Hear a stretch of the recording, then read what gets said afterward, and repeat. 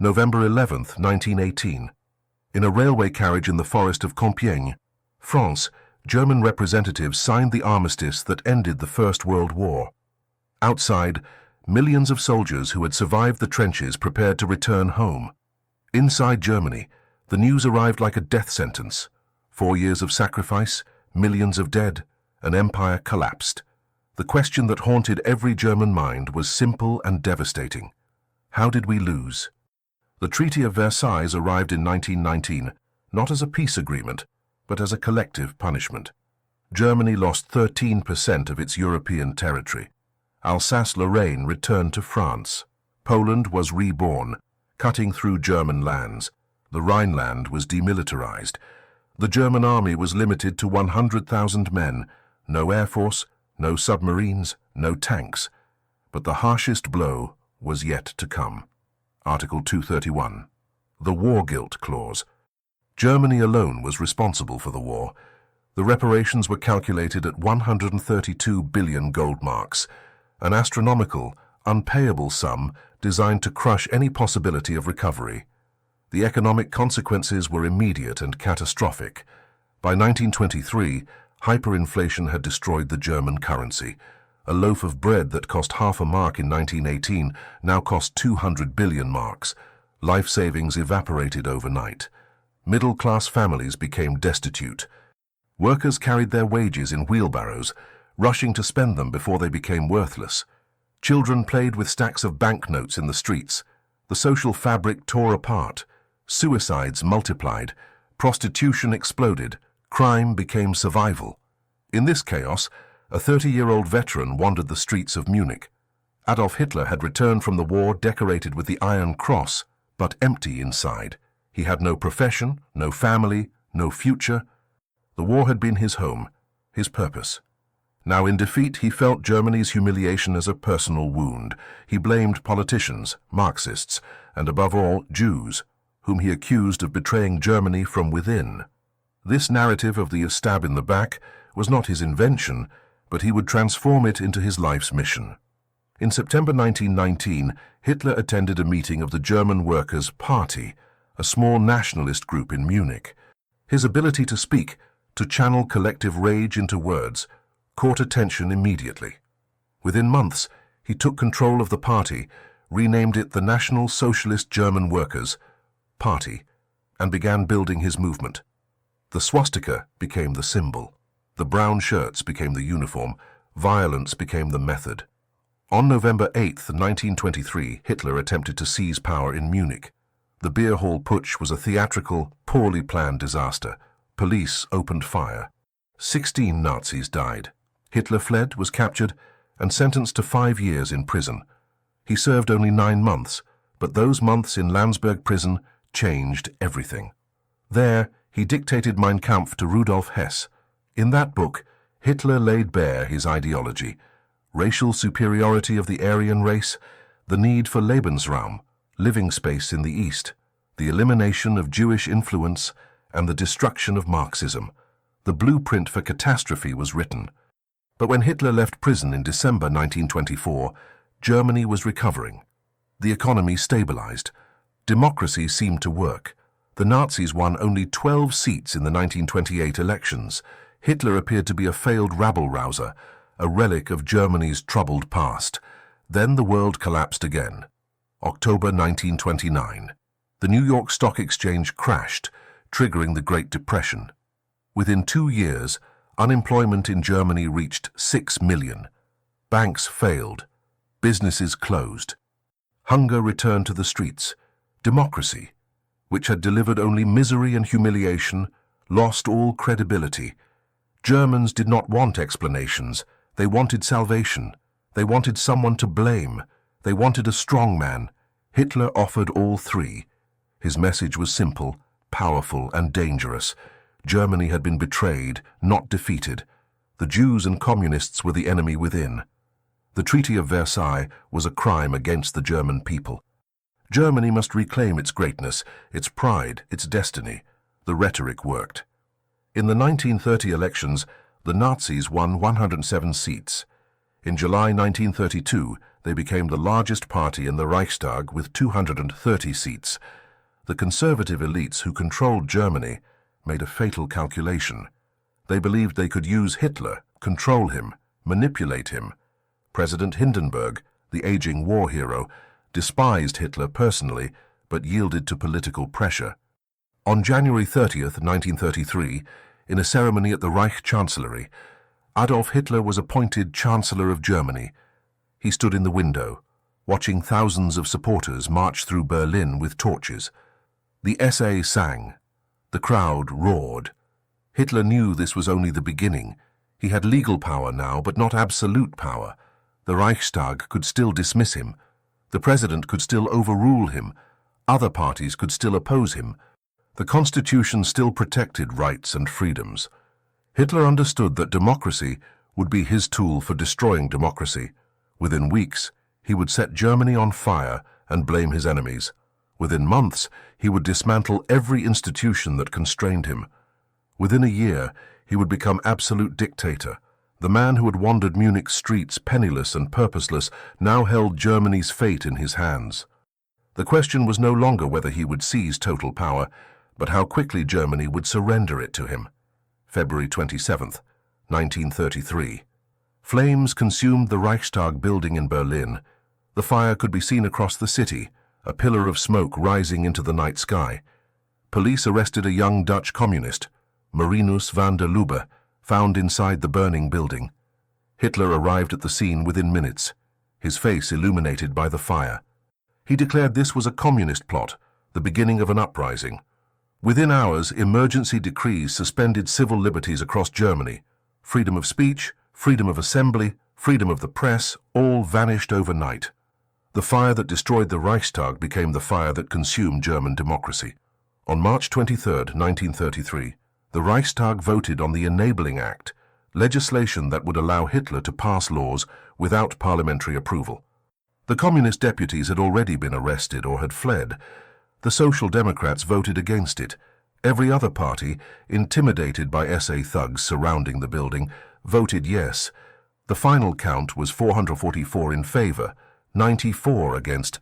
Democracy had legislated itself out of existence. Hitler now ruled by decree. The transformation was systematic and swift. Within months, all political parties except the Nazi Party were banned. Trade unions were abolished. State governments were brought under central control. The Gestapo was established under Hermann Göring, and later Heinrich Himmler. Concentration camps opened to hold political prisoners. Dachau opened in March 1933. The legal facade remained, but the rule of law was dead. Joseph Goebbels, the new Minister of Propaganda, took command of all media, all culture, all information. Newspapers that criticized the regime were shut down. Radio became a tool of indoctrination. Films glorified Nazi ideology. Book burnings began in May 1933. Works by Jewish authors, Marxist writers, and pacifists were thrown into flames. Students and professors participated enthusiastically. The fire consumed the works of Einstein, Freud, Thomas Mann, and thousands of others. August 2, 1934. President Hindenburg died. Within hours, Hitler merged the offices of Chancellor and President, proclaiming himself Führer. The army swore a personal oath of loyalty not to Germany, but to Adolf Hitler himself. The generals believed they had secured their position. They had actually surrendered their independence. But first, Hitler eliminated a threat from within. Ernst Röhm, leader of the SAE, commanded millions of brown shirts and dreamed of absorbing the regular army. On the night of June 30th, 1934, the Night of the Long Knives began. SS units arrested and executed Röhm and dozens of SA leaders. The purge lasted 3 days. At least 85 people were killed. Hitler declared he had saved Germany from a coup. The murders were retroactively legalized. Loyalty to Hitler was now the only law that mattered. The economy became the foundation of Hitler's popularity. Unemployment fell dramatically through massive public works programs. The Autobahn system expanded. Factories reopened. But beneath the economic miracle lay rearmament.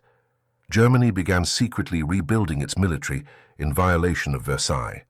By 1935, Hitler announced publicly that Germany was rearming. The Luftwaffe was revealed. Conscription was reintroduced. The world protested but did nothing. September 15, 1935. At Nuremberg, Hitler announced new racial laws. The Nuremberg laws stripped German Jews of citizenship and prohibited marriage between Jews and Germans. Jewish professionals were excluded from occupations. Jewish businesses were marked and boycotted. Jewish children were expelled from schools. Thousands of Jews emigrated, abandoning everything, but most stayed, believing the madness would pass. March 7, 1936. German troops marched into the Rhineland, violating the Versailles Treaty. Hitler gambled that France and Britain would not respond militarily. His generals were terrified, but Hitler understood his opponents. France mobilized but did not attack. Britain urged restraint. The gamble succeeded. Hitler's intuition seemed infallible. Italy under Mussolini invaded Ethiopia and was condemned by the League of Nations. Mussolini turned toward Hitler. The Rome-Berlin Axis was formed in October 1936. Germany and Japan signed the Anti-Comintern Pact in November. The alliances that would define the coming war were taking shape. Spain descended into civil war in July 1936. Hitler sent weapons and troops to support Franco. The Condor Legion bombed Guernica in April 1937, destroying the town and killing hundreds. It was a preview of total war. March 12, 1938. German troops crossed into Austria. The Anschluss was presented as a reunion of German peoples. Hitler returned to Vienna, the city that had rejected him, now as its conqueror. Austria ceased to exist. 8 million people were absorbed into Greater Germany. Again, the world did nothing. Hitler demanded the Sudetenland, the German-speaking regions of Czechoslovakia. In September 1938, British Prime Minister Chamberlain met Hitler in Munich. The Czechs were not invited. Chamberlain agreed to German annexation in exchange for Hitler's promise of peace. Chamberlain declared he had secured peace for our time. March 15, 1939. German troops occupied the rest of Czechoslovakia, destroying the Munich Agreement. The world finally understood that Hitler could not be appeased, that his promises were worthless. Britain and France began preparing for war. Hitler needed to secure his eastern border. On August 23, 1939, the Nazi-Soviet Non-Aggression Pact shocked the world. Molotov and Ribbentrop signed in Moscow. Publicly, it was peace. Secretly, it divided Eastern Europe. Poland would be carved up between Germany and the Soviet Union. At dawn on September 1, 1939, German forces invaded Poland. The Luftwaffe bombed Warsaw. Tanks rolled across the border. Britain and France issued an ultimatum. Hitler ignored it. On September 3rd, they declared war on Germany. The Second World War had started. Hitler believed he could win it in weeks. Instead, it would consume 6 years and 60 million lives. September 1st, 1939. The German war machine crossed into Poland with a speed and violence the world had never witnessed. This was blitzkrieg, lightning war. Tanks, aircraft, and motorized infantry moved in coordinated strikes, bypassing resistance, encircling entire armies. The Polish cavalry charged German tanks with sabers. It was courage meeting annihilation. The Luftwaffe destroyed the Polish Air Force on the ground within hours. Warsaw was surrounded within a week. On September 17th, the Soviet Union invaded from the east, completing Poland's dismemberment. By October 6th, Poland had ceased to exist. The campaign lasted 36 days. The speed shocked everyone, including Hitler's own generals. The French and British armies sat behind the Maginot Line, waiting for the trench warfare of 1914. They called it the phony war, months of military inaction, while diplomats still hoped for negotiation. Hitler had no intention of negotiating. He was planning the destruction of France, April 9, 1940. Without warning, Germany invaded Denmark and Norway. Denmark surrendered within hours. Norway resisted, but fell within 2 months despite British and French intervention. Hitler secured access to Swedish iron ore and naval bases in the North Atlantic. The Allies had been outmaneuvered again, May 10, 1940. The real war began.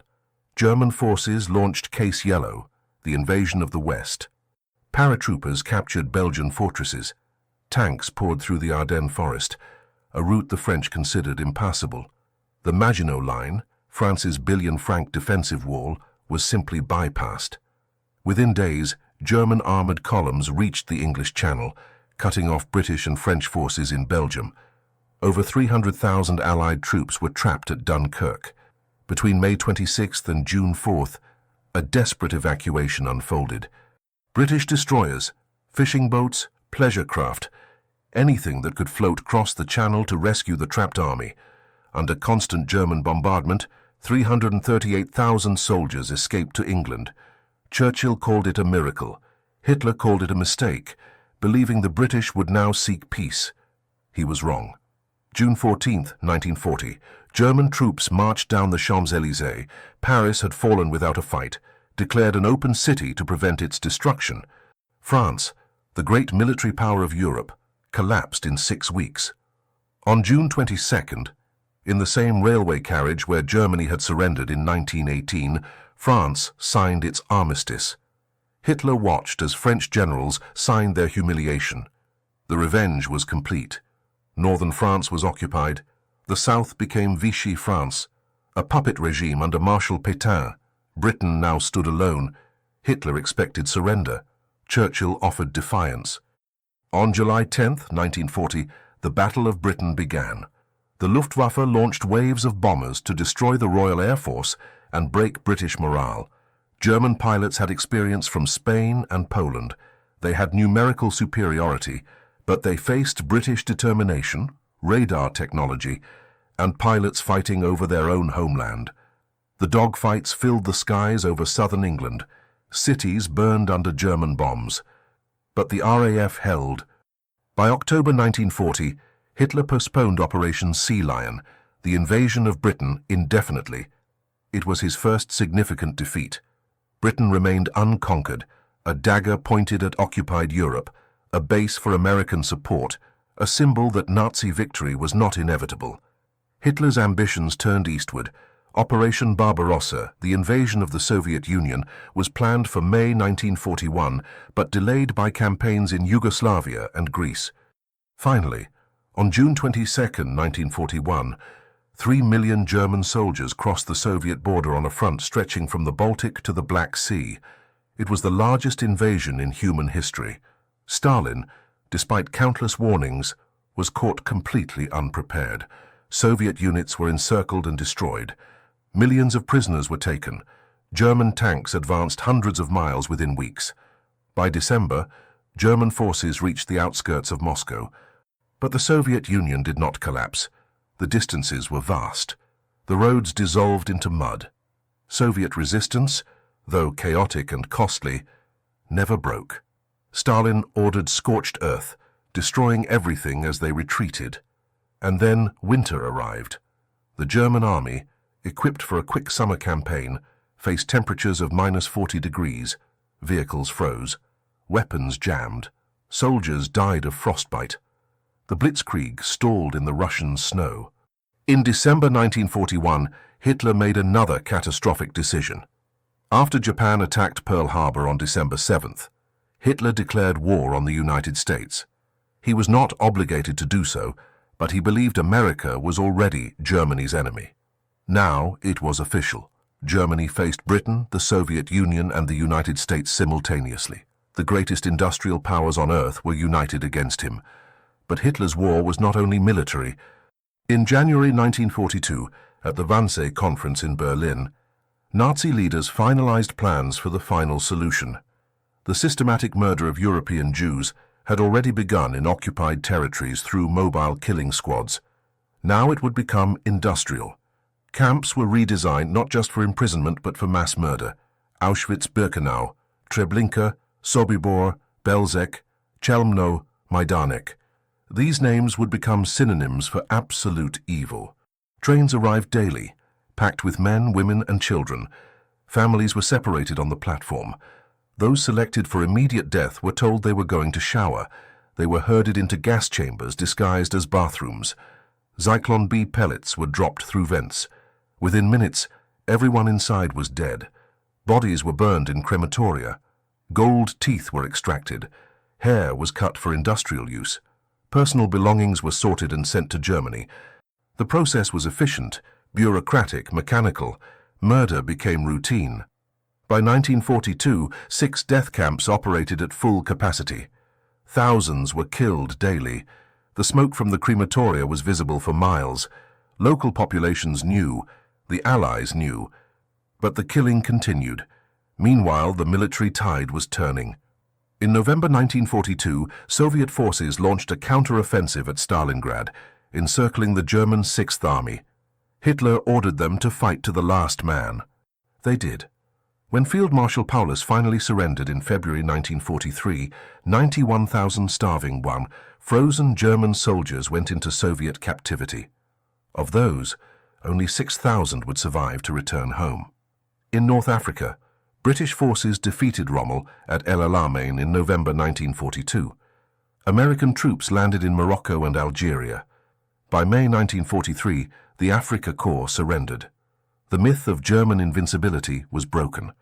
The hunter had become the hunted. The conqueror faced destruction. And the furnaces of Auschwitz continued to burn. January 1944. The Red Army crossed the pre-war Soviet border, entering territory Hitler had sworn would become German forever. In Italy, Allied forces were bogged down south of Rome, fighting for every hill and village. In Germany, cities burned under relentless Allied bombing. Hamburg had been incinerated in firestorms that killed 40,000 people in a single week. Berlin was bombed repeatedly. The civilian population that had cheered Hitler's victories now huddled in basements, listening to air raid sirens, wondering when the nightmare would end. Hitler remained convinced he could turn the war around. He spoke of wonder weapons that would destroy his enemies. The V-1 flying bombs and V-2 rockets were launched against London, killing thousands, but they could not change the course of the war. Germany was running out of fuel, out of trained pilots, out of time. But Hitler refused to consider surrender. Retreat was forbidden. Every soldier was ordered to fight to the death. Cities were to be defended until they were rubble. June the 6th, 1944. D-Day. At dawn, the largest amphibious invasion in history began on the beaches of Normandy. American, the British, and Canadian forces stormed 5 beaches under withering German fire. Thousands died in the first hours, but the Allies kept coming, wave after wave. By nightfall, 156,000 troops had landed. Hitler, convinced the real invasion would come at Calais, refused to release armored reserves. By the time he reacted, the Allies had established an unbreakable foothold. The liberation of Western Europe had begun. Within Germany, a small group of military officers and civilians had reached a desperate conclusion. Hitler must die, or Germany would be annihilated. They were not motivated by moral outrage at the Holocaust. They were practical men who saw military defeat approaching and wanted to negotiate peace before Germany was completely destroyed. Colonel Klaus von Stauffenberg, a war hero who had lost an eye, an arm, and 2 fingers in North Africa, became the instrument of assassination, July 20th, 1944. Stauffenberg attended a military conference at the Wolf's Lair, Hitler's headquarters in East Prussia. He carried a briefcase containing a bomb. He placed it under the conference table, each near Hitler, and left the room under a pretext. At 12:42 p.m., the bomb exploded. The building was destroyed. 4 men died instantly. Hitler survived. The heavy oak table had shielded him. His eardrums were damaged. His legs were bruised, but he was alive and he was enraged. The conspiracy unraveled within hours. Stauffenberg was arrested and executed that same night. Over the following months, the Gestapo arrested thousands of suspects. Trials were held before the People's Court, where defendants were humiliated and screamed at by Judge Roland Freisler. The executions were brutal. Some conspirators were hanged with piano wire, slowly strangled while being filmed. Hitler watched the footage. The purge extended to anyone with the slightest connection to the plot. Field Marshal Rommel, Germany's most famous general, was forced to commit suicide. The message was clear. Loyalty to Hitler was absolute, or death was certain, but loyalty could not stop the Red Army. In the East, Soviet forces swept through Poland, Romania, Bulgaria, and Hungary. In the west, American and British armies liberated France and reached the German border. In October 1944, American troops entered German soil for the first time. The war Hitler had started was now being fought in German cities and villages. In December 1944, Hitler launched one final offensive in the Ardennes, attempting to split the Allied armies and recapture the port of Antwerp. The Battle of the Bulge began with surprise and initial success, but Germany lacked the fuel, the air cover, and the reserves to sustain the attack. Within weeks, the offensive collapsed. It had achieved nothing except the loss of men and equipment Germany could not replace.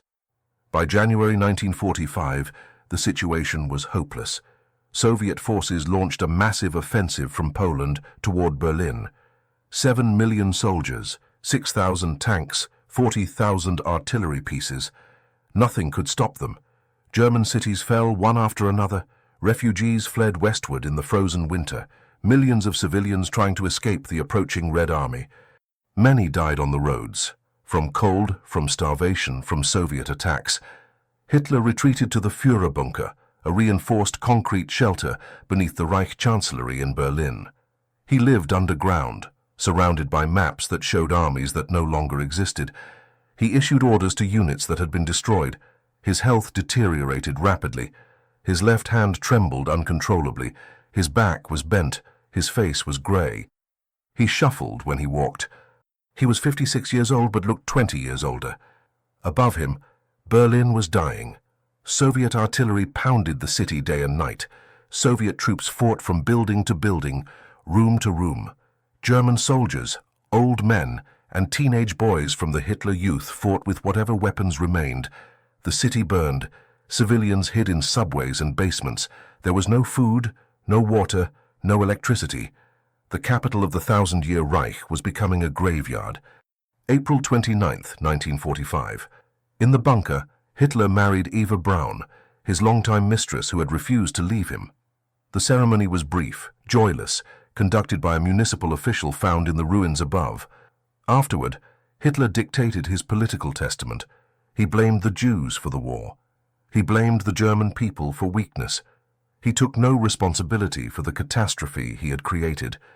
He expelled Göring and Himmler from the Nazi Party for attempting to negotiate surrender. He appointed Admiral Dönitz as his successor, April 30, 1945. Soviet forces were blocks away from the Chancellery. Hitler said goodbye to his staff. He retreated to his personal quarters with Eva Braun. At approximately 3:30 p.m., they committed suicide. Hitler shot himself in the head. Eva took cyanide. Their bodies were carried outside, doused with gasoline and burned in a bomb crater. The remains were later found by Soviet troops. Joseph Goebbels, who had stayed in the bunker with his wife and 6 children, poisoned all 6 children and then had an SS officer shoot him and his wife. In the ruins above, the battle continued. On May 2nd, Berlin surrendered. On May 7th, Germany signed unconditional surrender at Allied headquarters in Reims. The war in Europe officially ended on May 8, 1945. Hitler's thousand-year Reich had lasted 12 years. It had killed over 60 million people, and now, finally, it was over. April 1945. As Allied armies advanced across Germany, they began discovering something beyond comprehension. British troops liberated Bergen-Belsen on April 15th and found 60,000 prisoners, most barely alive, surrounded by 13,000 unburied corpses. American soldiers reached Buchenwald on April 11th and found walking skeletons, mass graves, crematoria still warm. Soviet forces had liberated Auschwitz in January and found the industrial machinery of death, gas chambers disguised as showers, rooms filled with human hair, mountains of shoes, suitcases marked with names of families who would never return. The full scale of the Holocaust emerged slowly, documented in photographs and testimonies that shocked even hardened soldiers. 6 million Jews murdered, 2 million Soviet prisoners of war starved or worked to death, hundreds of thousands of Roma, disabled people, homosexuals, political prisoners exterminated. The numbers were so vast they became abstract, but each number was a human being with a name, a family, a life stolen. Germany faced its crimes in silence and denial. Some claimed they never knew. Others said they were following orders. Most simply wanted to forget and rebuild. The country lay in ruins. 12 million ethnic Germans were expelled from Eastern Europe.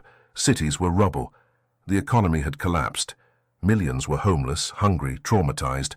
The Allied powers divided Germany into 4 occupation zones: American, British, French, and Soviet. Berlin, deep inside the Soviet zone, was also divided. The division that was meant to be temporary would last 45 years. Germany would split into 2 nations, the Federal Republic in the west and the German Democratic Republic in the east. The Iron Curtain descended across Europe. In Nuremberg, from November 1945 to October 1946, the surviving Nazi leaders faced justice. 24 were indicted for crimes against peace, war crimes, and crimes against humanity. The trials were broadcast worldwide. Evidence was presented methodically: documents, films, testimonies. 12 defendants were sentenced to death. Goering cheated the hangman by taking cyanide hours before his execution. The others were hanged on October 16, 1946. The trials established a principle: following orders is not a defense for committing atrocities. Individuals are responsible for their actions, even in wartime, even under dictatorship. The Nuremberg Code established ethical standards for human experimentation. The Universal Declaration of Human Rights was adopted by the United Nations in 1948. Germany underwent denazification, though the process was incomplete and inconsistent.